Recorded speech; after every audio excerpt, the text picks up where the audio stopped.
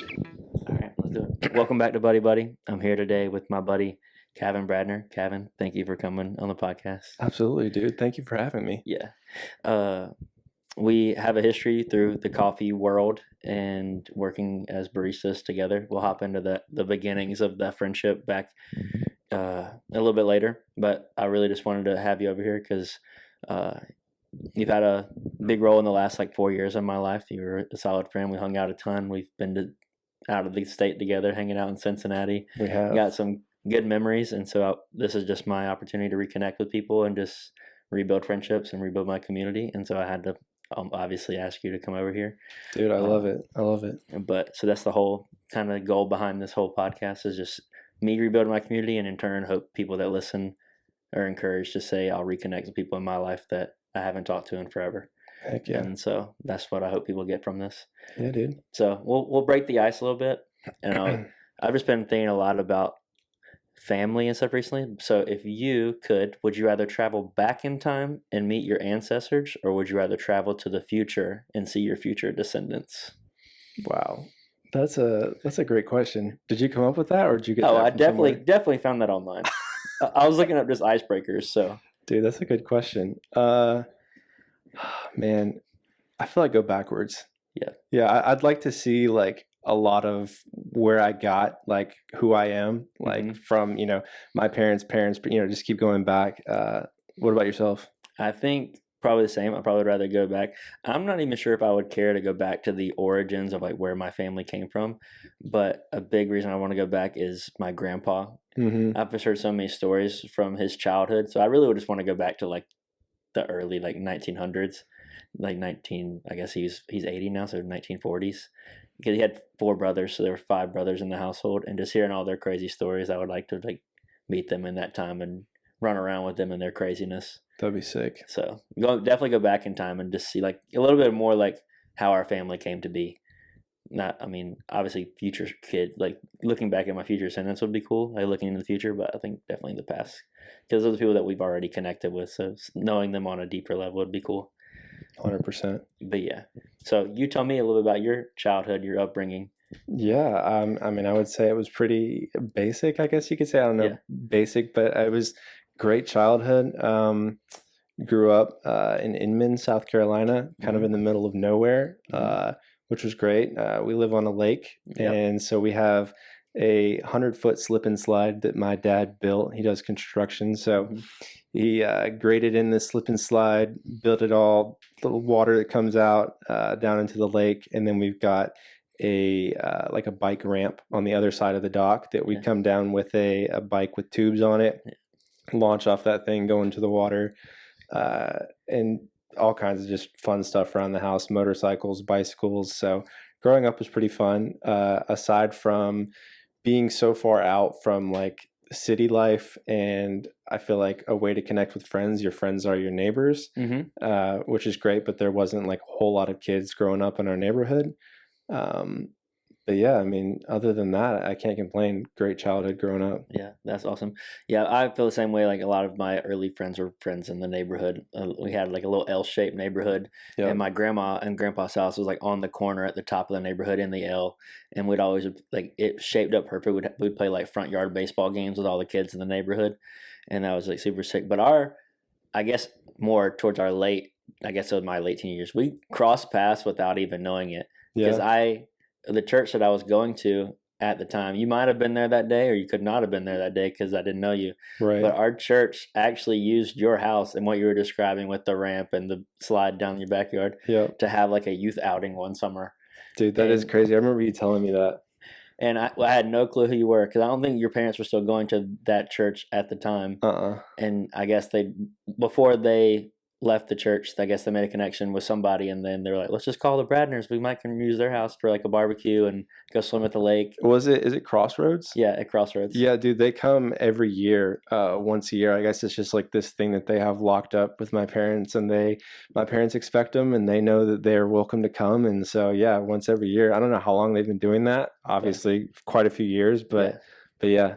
I just remember going there, and I just remember one time, it was early on in our friendship, that you Snapchatted me, or a picture got sent, because I didn't know where you lived. And I just remember it might have been Grace or somebody, like they sent a picture in a group message or a Snapchat, and I remember seeing your backyard, and I was like, holy crap, like I have been there. And like I was like, it was just so weird to think that I had been in your house, used your bathroom, like all this stuff before I even knew who you were. That's very funny. And kind of find out we meet each other like 4 years later, like when I start working at Bella. Yeah, dude. Do you remember the day that we met, dude, at all? I was trying to remember. Was it like I came through the drive-through and it was you and Josiah working? It was right when I first started. And Josiah was like, "This is Andrew," and like that was basically our first meeting. But it was kind of that, but I didn't really serve you because I knew, obviously I could tell that Josiah knew you. Yeah. So I kind of kept my distance at the window because I was like, it's a friend, let him just enjoy his time with a friend. And you actually like came in the store. I don't remember coming in. You did. Josiah was like, bro, just come in for a minute. And then you ran in the store, and in my eyes, I had just started working there as a barista, and I had no clue that you worked there. I had no clue that you would work there. And so I was like, I'm like, Josiah about to get fired, bringing friends into work. Like, I was like, what the frick? Like, is this how loose this place really is, this work environment? Come to find out, as we were in there, like, oh yeah, like you had just got back, I think, from California with Luke on your little road trip. We'll talk about that a little later. But, and I guess Josiah, it was like first time Josiah had seen you since you got back. And I was training that day with Josiah. And so you came in and I was like, who is this dude just like acting like he owns the place, like making his own drink, like not Josiah not doing anything? I was like, how does he know what he's doing? Like, I don't even know what I'm doing yet. Dude, that's so funny to hear it from your side. And like, I had forgotten about me coming in there. Like now that you said that, it like kind of jogging the memory, and I'm like, okay, yeah, that did happen. But yeah, that's funny to hear from your perspective. But and then so obviously we started working together at Bella. That's kind of like where our friendship really started, working together. I don't think you were super fond of me in the beginning days when I was like manager. There was some rumors around where like I part of it because I really didn't have much responsibility, to be honest. Like, to be fair, how Bella was ran. I was getting paid more, and in reality, all I had extra on my plate was doing deposit, and that's about it. Right. Well, did you like order the milks and stuff, or like? I mean, I had to like write it out and send it to Eric, but like outside of that, I had very minimal responsibilities, and I was getting paid more.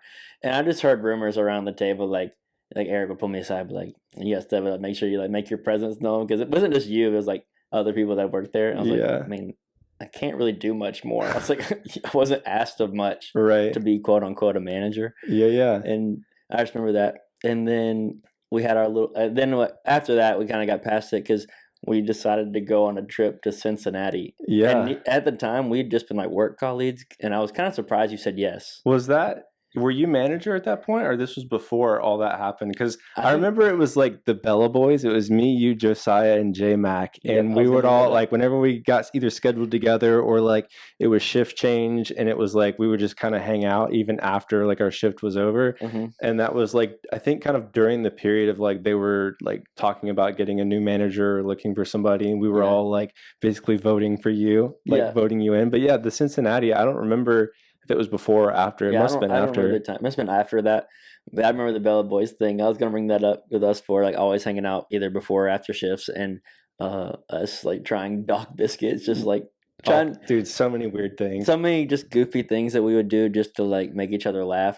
And then I remember like Eric used to get always pissed at us when we would like flick bottle caps around. Oh, dude, that was so fun.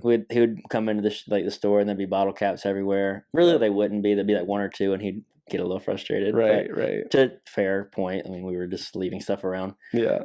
But going back to the Cincinnati thing, you went with me to Cincinnati, and I don't really feel like our friendship was like super strong at the moment. Yeah. And you decided to go with me. Why did you decide to just get up and go to Cincinnati for a weekend with a dude that you're kind of just like work friends with? Yeah. So I think that was, I'm not sure what year that was.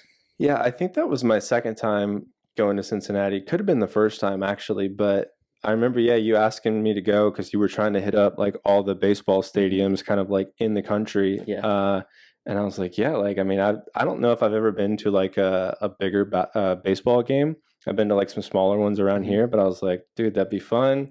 New city. And I'm all about like, if I don't know you, like, I'm not going to act like I don't know you. I want to act like we're cool, like we're friends, because maybe it's just from my experiences growing up, like I didn't really ever feel welcomed in like a new group or a new friend. So I'm always like maybe a bit overboard with it and trying to be like super involved and like asking you to do something or like go somewhere with you. And like it could be good because I'm like, yeah, like super chill, but I'm also a little naive. And like when me and Luke went to Cali, this guy asked us if we wanted to come over and stay the night. And I was like, yeah, that'd be great. Yeah, and Luke is like, I'm not so sure about this, but I mean, I didn't have a bad vibe from him.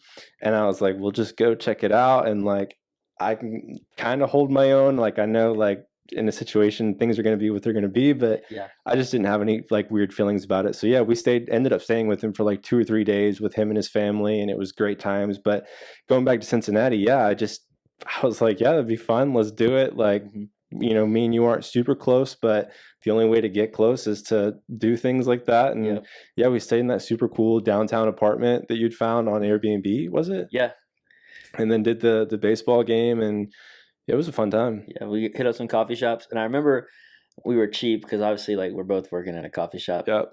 It wasn't just an Airbnb. We shared a space with the owner. Oh yeah, that's right. And because the lady ended up moving to California to start like canned wine or something. Yes. Something along those lines. I remember y'all talking about wine, and like you were looking through like her photography books on the coffee table because you like knew one of the photographers or knew of one of the photographers. No, so I didn't know him. So like quick story on that. Basically, like you said, the photography book on like one of her book tables, looking through it, and then she's like, "Oh yeah, it's Tyler Shields. He's a great friend of mine." And I'm like, "Okay, sick. Yeah, he does great work." Followed him on Instagram. And then fast forward a couple of years when me and Grace went to Cali in 2021, I think it was. We're going through a In-N-Out downtown Hollywood, and I'm like looking behind us in the rear view, and there's like this big blacked out Defender that pulls up behind us, and I'm like keep looking. I'm like, it looks like Tyler Shields, and Grace is like, no way. I'm like, I think it is, which is crazy because like from that book in Cincinnati, like way back when. And there he is right behind me. And I'm like, do I talk to him? Do I get out? Do I not? And we're like in the drive-through lane. So me and Grace end up like switching seats in the drive-through. And I get out, and this was like during the whole COVID stuff. So I put my mask on and I go out, you know, like ask him to roll his window down. I'm like, are you Tyler Shields? And he's like, yeah. And I was just like, this is not happening right now. Yeah. It's like a full circle moment. Yeah, it was crazy. And ended up sending him a message on Instagram, which he's got like 1 or 2 million followers. So I'm like, he'll probably never see it, but like just to let him know, like, thanks for talking, like, sorry if that was awkward, you know, whatever. And he messaged me back. We had some conversations, and I was just like, that's crazy. Yeah. But yeah, all from that Cincinnati trip that I went on with you, and just was cool going. Yeah, it was a cool going. But I also like going back, it was a fun trip. But like you said, kind of like the naive, like we weren't really super close friends. Yeah. Anytime I bring this story up to people, I always bring up the part of us coming home because we didn't say one word to each other. So yeah, didn't we like not talk? We didn't talk at all the whole way home. And so I always bring it up like, we had such a good time. We went to all these coffee shops and went to the ball game, whatever, hung out at this Airbnb. But as soon as we got in the car, I was like, you put your headphones on, and then I don't know if I was just like so determined to get home, and I was like, I'm not stopping this car for food, for gas, for nothing, unless homeboy takes his headphones off and says something to me. I kind of like made it a game within myself. Yeah. And I was like, if he's gonna listen to whatever he's listening to, like cool, whatever. Yeah. Like, we had a good weekend already. Like I felt like I've already bonded with him. So yeah, I felt like maybe we just like when we started to leave, like you said, maybe we just like talked for like the first hour or something, and kind of got everything out, and there was just like, what else do we talk about? And it was just like, all right, well, I'm just going to listen to music or watch videos. And then you were listening maybe to worship music or a podcast and just honed in, and we were good, and we just locked in and drive home. Yeah, we pretty much didn't talk from Cincinnati all the way back to Spartanburg. And so I always bring that up because I just thought it was funny. I was like, it wasn't like we were just trying to not talk to each other. Yeah, like I didn't have a problem. I guess we were kind of just at that burnout stage, like, all right, we made some memories, like, let's get home. Yeah. Like, type thing. Dude, I forgot about that. That's so funny. You bringing up all this stuff. Yeah. Yeah, because I remember, like, you made me try Skyline Chili while we were there. Oh, because, like, Grace had talked it up because Grace is from there. And from that area. So you're like, we got to go to Skyline Chili. And obviously it's very good. So. Yeah. It's a good little spot. But tying back into, like, the whole Tyler Shields thing, you were, like, very interested in that book because you're a photographer and you do that. And so, like, when did the whole photography side of you start? Dude, yeah, I was thinking about that too recently. I want to say it was like 2012, sometime around then, maybe a little bit before. Mm-hmm. It was before I started riding BMX, like at a national level, traveling from, state to state. Mm-hmm. And I got an iPhone 4, like not on a plan or anything. It was just an Mm-hmm. iPhone 4, so it didn't have service. But I love taking pictures, and I've always loved kind of like keeping things. Like, Mm-hmm. it's very strange. Like if there's something cool on the ground, like I'll pick it up even Mm-hmm. from a young age. Your mom's always like, "Don't pick that up. Like it's got germs on it and whatever." But I'm like, it's cool. It's cool. So I had like shoe boxes full of just random little trinkets and whatnot. So I think for me, the pictures is kind of a way of like saving things, collecting things.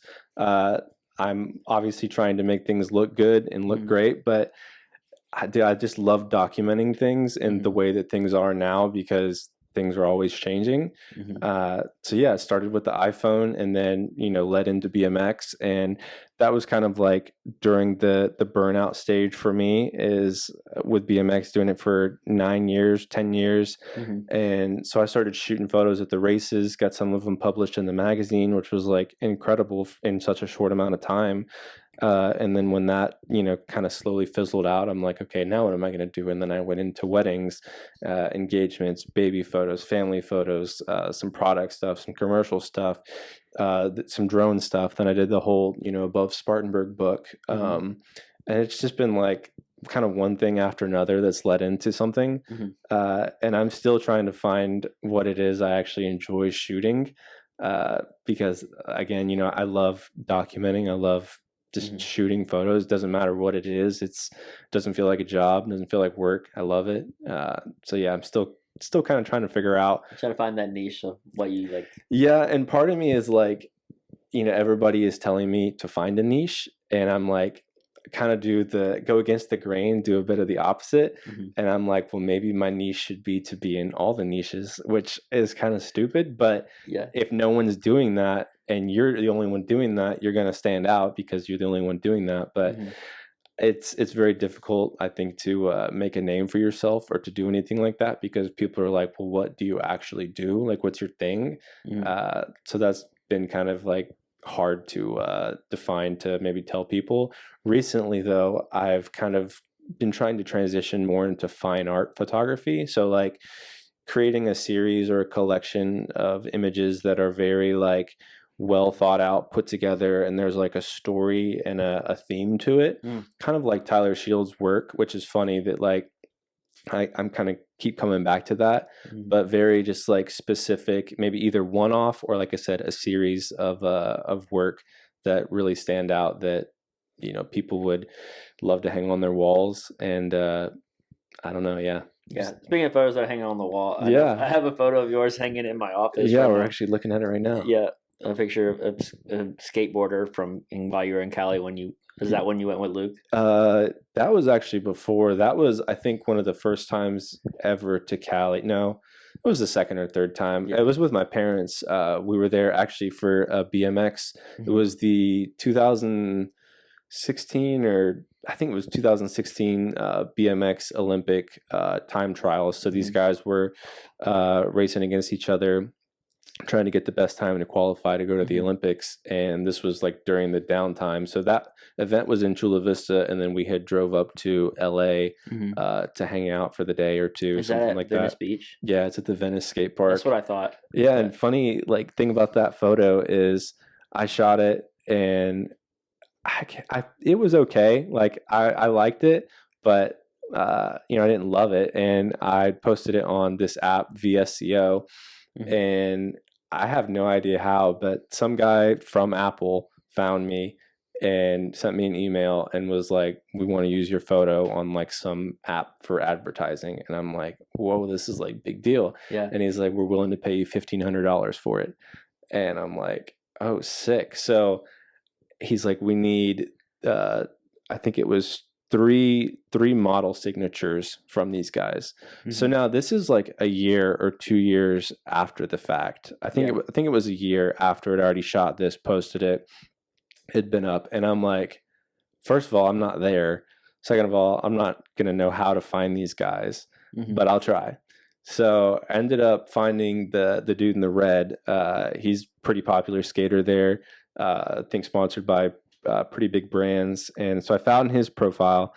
And then I was like, hey, I'm looking for these other two guys. And well, actually, it was just those two guys. So they didn't need the guy in the red shirt or the, a couple people in the back. Yeah, because they were going to Photoshop them out. Yeah, the guy in the air and then the guy with the iPhone filming him or taking a picture of him. Mm-hmm. And so, yeah, he sent me the profile, I think, of the guy, the skater. And, I sent him and the other guy an email, and that's kind of like a long story short, but we went back and forth because they were, once they realized who it was for and what it was for, they wanted all this money. Yeah. And I was like, we're not going to do that. I'll find someone else. And then eventually we agreed on like a, pretty decent rate for them. And yeah, it all worked out and I got paid, and I never saw the photo on an app thing. I went looking for it and I asked the guy, and I don't know what happened, but I mean, I got paid for it and just, for being out there and just getting this shot. So pretty cool. Yep. And I just remember being at your house that you were staying at, and the picture was on the wall, and I complimented it, and I was like, hey bro, that's a dope photo. And you literally, after hearing that cool story, you were just like, yeah, I'm kind of tired of looking at it. You can take it home with you. And I was like, okay. I was like, I'll put it up in my house. Yeah, dude. That's like, that's so funny. Yeah. You were just like, I don't want it no more. Just take it. I was like, okay. I have it. And there's literally a piece of hair in between the picture and the frame that of your hair from that time when you I guess printed it and put it in a frame. Yeah. And so I was like, well, I got a little piece of Kavin with me physically and in a picture form. Yeah. Well, one day when it's worth something, the hair will probably be worth more than the photo itself. There you go. Whenever you get super big in photography. But yeah, there it is. Going on the photography thing, if you could have a dream shoot, whether that's with a celebrity or like a particular person or a brand, what would that be? That's a great question. I've been thinking about that. I mean, I would love to do something with Nike or with Red Bull, something that involves athletes and some kind of a sport something. I'm not sure what the shoot would be or entail, but that would be, I think, kind of two of the big things that I could think of off the top of my head. Nike and Red Bull. That'd be super sick. Yeah, especially with like your experience with BMX and riding and that whole picture that's on my wall. But yeah, that'd be super cool, and maybe one day that will happen. Yeah, I don't know. I'd just love to do something weird, like just think like snowmobile, out of a plane, skydiving, shooting it. Like why? But like I don't know. I love putting things in places that aren't supposed to be, to create just weird, unique photographs. Yeah. So one day. But you got these. Not that specific picture, but other memories from California because you decided to go on a road trip with a friend for how long was that with Luke? Dude, we went for like 2 months, maybe 3 months. Yep. And then you did another stint living in your van with your girlfriend, Grace. Yep. And so just tell me a little bit about van life and those memories. Dude, yeah. So 2018, that was with Luke. And that was kind of the same situation with like me and you in Cincinnati, but on a much longer stint. Like obviously we were for 3 days. That's 2 months. Yeah. But like I knew Luke, like, but not like super well. Like we just from, maybe shooting some pictures here and there in Spartanburg, and we have mutual friends. But yeah, I was like, dude, I'm going on this trip for like 2 months, 3 months. And part of me wanted to go by myself to begin with, but the other part of me was like, I really don't want to go by myself. But yeah, so I told him, and he's like, I was like, if you want to go, you can go. And he's like, all right. So he literally asked off work for 2 months or the 3 months, whatever it was. And he's like, all right, I'm going. I'm like, oh, this is happening.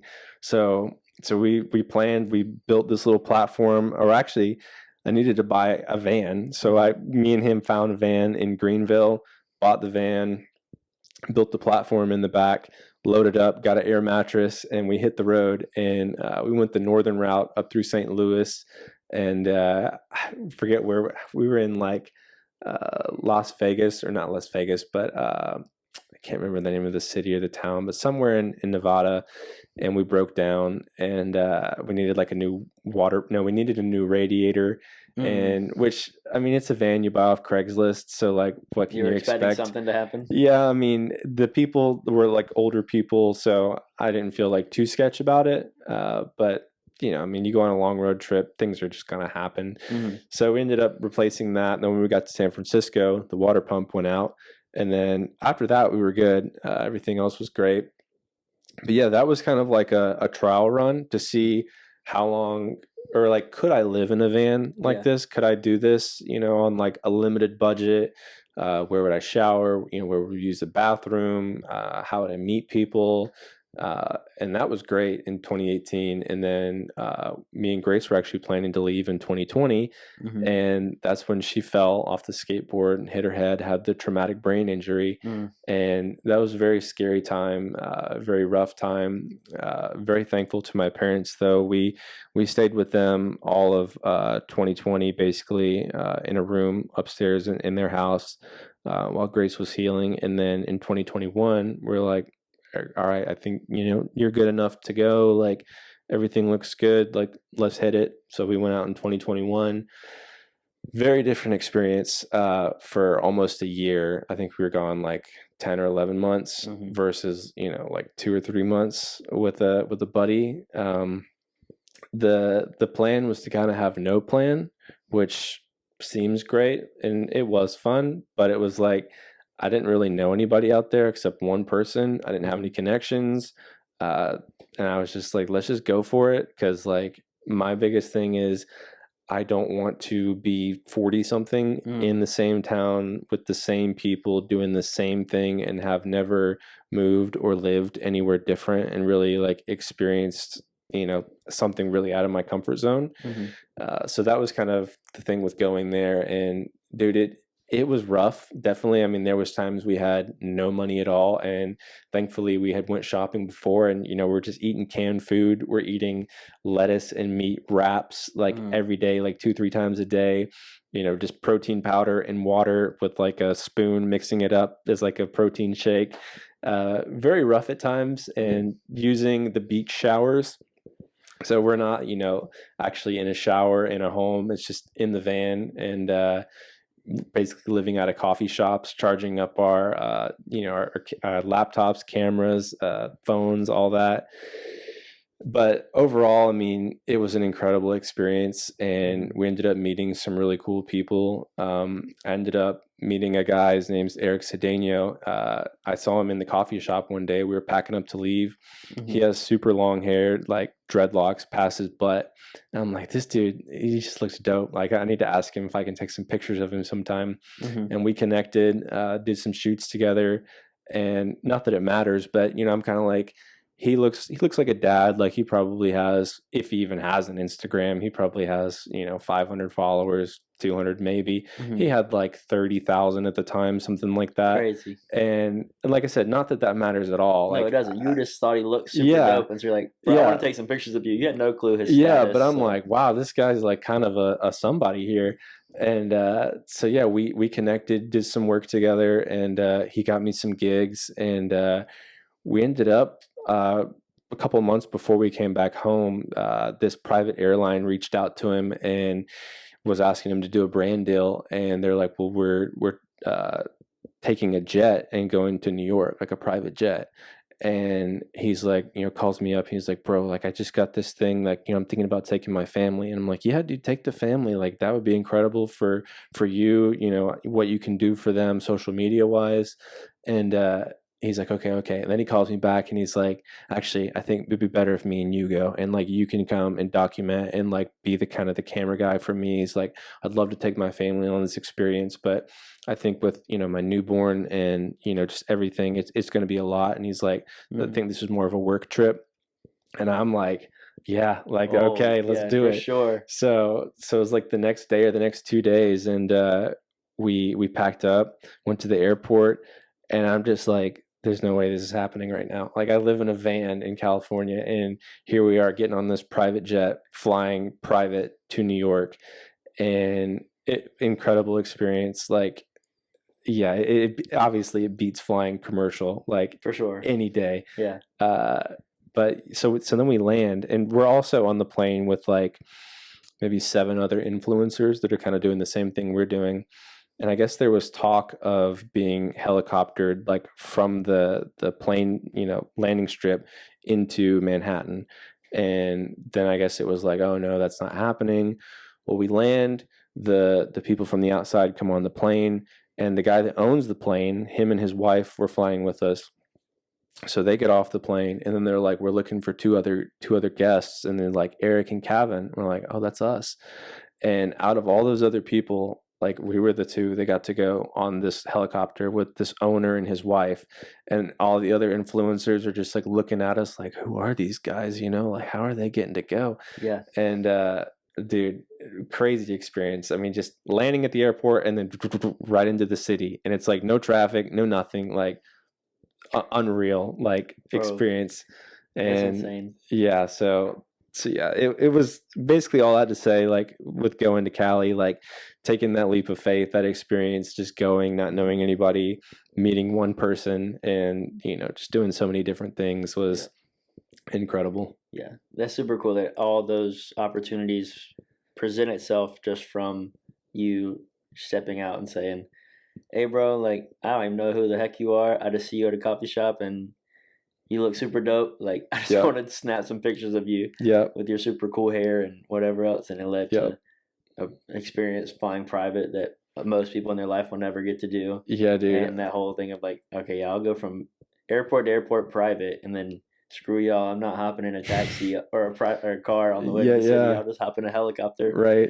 And just say, I'll meet you when you get there. But that's super sick. And so I think that's super cool. At least like hearing that story coming on this podcast, it's just like, I want this to be a space where people are rebuilding their community. And a lot of community can be built just by stepping out and just going to talk to somebody that even if you don't know them. Yeah. Just because either you think they look cool or you have like a common interest. And so like you just spark conversations with people, and you never know where that's going to take you in life. And it led to an amazing opportunity for you. Dude, yeah, I definitely don't do it enough. Even still, like that's something that I need to get out of my comfort zone more. Is just talking to random people for no reason, like not having an agenda or like trying to get something. Just why not? Just because I mean, you never know like who somebody is and like you know where it might take you. You know, like me and you, like just coming into the coffee shop, and then it led to going to Cincinnati, seeing that guy's book, going out there, actually seeing the guy, like you know, crazy. It's like a super like small world. Like you find out how small the world really is whenever you do stuff like that. Dude, it's so small. The more connections you make, like I was talking to my girlfriend literally the other day, and we were driving in Spartanburg, and we drove past Played Again Sports in Spartanburg. Yep. And I said, if I never walked into this store 2 years ago in 2020, I more than likely wouldn't be dating you right now. Yep. Because I wouldn't be working at Bella still, because I kept working at Bella because the dude that worked at Played Again Sports introduced me to the sport of cornhole. And that's how I got into the whole professional scene. That's crazy. And I was like, if I never walked in that store that day and tried to make friends with that guy, I was like, I probably would have already had a different job by now, would have been a different season of life, would have been doing something completely different. And I more than likely would have never met you, because I met you by you coming into the coffee shop, and I just served you. Yep. And so I was like, she was like, that's crazy to think. And like the same time with her, she brought the same story back up, and she's like, yeah, like because I came into the coffee shop because I had a friend nagging me over and over again to go to Burn Boot Camp and work out. She's like, you should come and try it. Come and try it. Come work out with us. And it's the same situation where it's like, she finally said, okay, I'll go. Yep. And then by doing that, she went to work out there and then come and got coffee, and then we met. And so it's like, all it does is like saying yes to opportunities and making friendships, and you never know where those opportunities are going to lead you. Dude, that 100%, that's wild too. I forgot like the thing with Eric too in the coffee shop. We were talking about it later on, and he was like, yeah, bro, he's like, I wasn't even supposed to be in the coffee shop that day. He was like, our laundry machine was broken, so I had to come down here and was doing it at the Coin Laundry. And he's like, while I'm here, I go to 10 speed and get coffee. And he's like, so I wasn't even supposed to be here that day. Like, that's crazy. Which is crazy. And his kid too, Gabriel, his birthday is 5/18, which is my birthday too, which is insane. Yeah. I'm like, dude, the connection here is just like, what is happening? Yeah. But yeah. It makes the world feel so small. Dude. But the world is so big. It is, but like you said, I mean, like somehow everybody knows everybody. Like we're all like linked somehow. Like it's crazy. It's crazy. So obviously, since you do photography, I would consider yourself a creative, like talking about your mind of how the shoots that you would like to do, putting things together that shouldn't normally go there. Yeah. But from the creative side of things, I am beginning to become somewhat of a creator because I'm trying to start this whole idea of a podcast. Yeah, dude. What tips would you give beginner creators, I guess like myself, in regards to building an audience? Dude. Or people to recognize your work? I'm still trying to figure that out myself.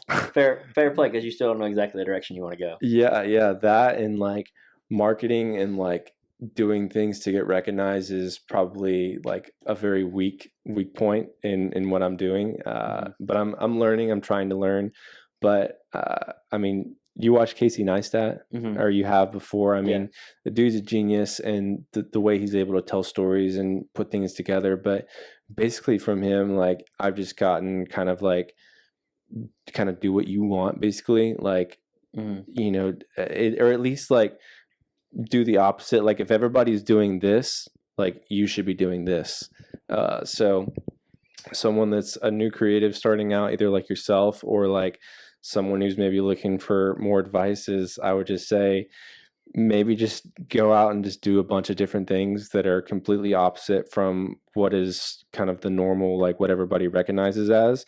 And it's going to be difficult because people maybe aren't going to understand it or grasp it at first, but the more you just do different things, like you're bound to hit on something and it's going to be great. So I hope that helps in some form of way. But and from the advice or feedback that I've gotten so far from doing this, and like I've kind of gotten some of that as a response. It's like at least the general idea behind the podcast is something that's not necessarily done at the moment. Like obviously you have podcasts where like people talk to friends, but like I literally have the goal of like rebuilding my community for the sole purpose of for myself, and this is just my accountability. The camera and posting it is just my form of accountability. Say I got to continue to do this because people know that I'm doing it, so I have to continue to do it. And it was just like my challenge to myself to say I'm going to rebuild my friendships. Like, well, that's why you're here. And then in doing so, I hope anybody that watches is like, well, frick, I've been trying to get with this person for months, and then time just passes by and I ain't seen them in forever. And it's like, I'm going to be intentional about saying, all right, this week I'm going to call them and we're going to go get coffee. We're going to go get lunch. And that's just what I want from it. And I from my season of life, while I was playing cornhole, that's probably the most isolated and alone I've ever felt. And just because I was traveling so much, I never felt grounded anywhere.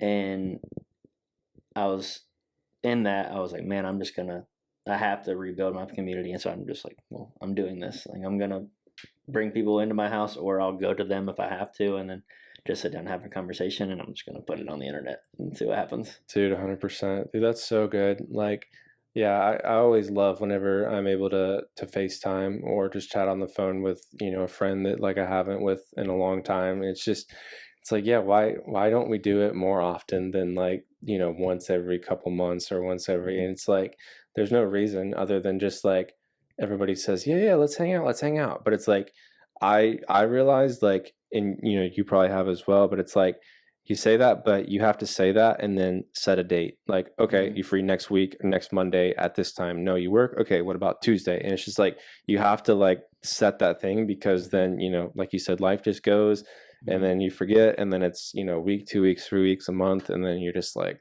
I never hung out with that person. And like, not that I didn't want to, it's just I kind of got caught up in life. But yeah, by doing this, like, this is awesome. Like, you get to hang out with everybody and reconnect and, hopefully continue to just keep going with it. Exactly. Like going on your point, like I think one of my biggest like challenges to people is like you said, like once you mention like, hey, we need to hang out and set a date, like I would encourage people to like, if you set the date, there's no reason you can cancel. Like unless barring like a family emergency, don't just wake up that morning to say, I was supposed to hang out with Kavin tonight, but man, I got home from work and I'm tired. Right. And you cancel because you're like, bro, I'm just exhausted. Like maybe another time. But you have no idea. Like you should set that time, because like if I'm having a set of time with you and you were excited about it, I have no clue how you were feeling about it. And like, man, I was excited for that conversation. I was excited to hang out with them. Like you don't know how much just a presence of somebody like brings to their life. And so like I would just challenge people to not cancel on anybody. Like, if you make plans, stick to them as best you can, barring some crazy emergency. Because you never know what comes from it or the opportunities that it'll lead. So, 100%. You're right. And so I'll ask the ending question. what piece of advice would you give to somebody looking to build their community? Like, what would be like a first step thing that it could just be as simple as spark a conversation in a coffee shop, but what piece of advice would you give somebody wanting to build their community? Yeah, I mean, I think you kind of nailed it. What I would say is just, just put yourself out there, talk to more people. Like, even if it's just something simple, like, look for something on somebody that maybe you like, hey, I like your shirt. Like, that's a cool shirt. And then you're like, oh, thanks. It's, a podcast that I've started doing. And it's just like, you never know what saying something to somebody is going to turn into and build off of. Go to an event, something free downtown, like Music on Main is on Thursday nights. Just go listen to some music, vibe, hang out, talk to somebody, don't talk to somebody, but at least you're kind of like putting yourself in a spot to maybe someone talks to you, or you talk to somebody else, or that would be my advice. Yeah, I think putting yourself in situations to be approachable and to ask or to start conversations is huge. Yeah, like obviously in both our space, like it started in a coffee shop. Our friendship started in a coffee shop. Some of your biggest memories in life from photography have started in a coffee shop. Yeah, and a lot of that is stemmed just from the beginning stages of, man, I just like coffee. Yeah, like, I'm going to spend time in coffee shops regardless, so why not make relationships while I'm doing it? Yeah, whether I'm working there, going there just to get coffee because I got to charge my stuff because I'm living in a van, right? Or man, I can't go a day without caffeine. I'm going to be in coffee shops regardless, so you might as well make relationships while you're there. Yeah, dude. And so, like, I feel like at least like our scene in this area is like that. Like, people in coffee shops know each other because people are held together by coffee, pretty much. Right. That's how the world runs, on caffeine. And so the whole scene in this area, like, you recognize all the baristas, you recognize the regulars. And so I just say, like, wherever you are, whether it's a coffee shop or your job or whatever hobby you're into, just step out and say, hey, I'm going to make a friend today. And that's how it started with me with cornhole. I walked into Play It Again Sports looking at dumbbells, and I left with a friendship that changed my life and led me to opportunities to travel the world playing a game where you throw beanbags at a hole. Dude, that's dope. And so it all starts with just stepping out with a little courage, saying, I'm going to talk to somebody new today. Yeah. And not get out of my comfort zone. Yeah, 100%. Are you still playing? Yes. Yeah. My second year as a pro ends in next week. The World Championships is next week. Dang. So I've been playing now for 3 years, but 2 years professionally. That's crazy, dude. So dang. But yeah, season ends next week, and so check off another year. Heck yeah, dude. But dude, thank you for coming to my house and just talking for a little bit. I thought this conversation was amazing. Yeah, same here, dude. Yeah. Appreciate you having me again. But yeah, well, hopefully we'll catch up again soon. We won't go as long as we did this last time. Yeah, I'm down. Let's do it. But thank you again. Absolutely.